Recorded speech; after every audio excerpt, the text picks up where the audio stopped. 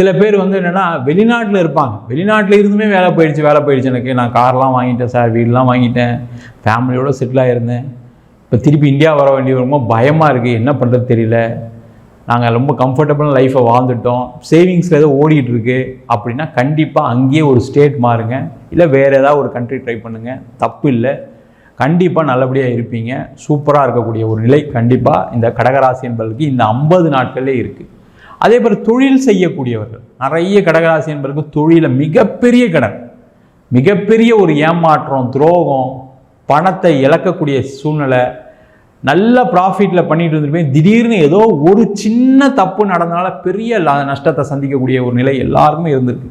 அவங்களாம் என்ன பண்ணணும்னா பிஸ்னஸுடைய பிளேஸை மாற்றுங்க, ஒரு ஆஃபீஸ் மாற்றுங்க, இல்லை சார் ஆஃபீஸ்லாம் சொந்த building sir, own building sir, அதனால் ஒன்றுமே பண்ண முடியாது அப்படின்னு நினச்சிங்கன்னா அட்லீஸ்ட் நீங்கள் இருக்கக்கூடிய டேபிள் சேராவது மாற்றுங்க, வேறு எதுவும் பண்ணாதீங்க.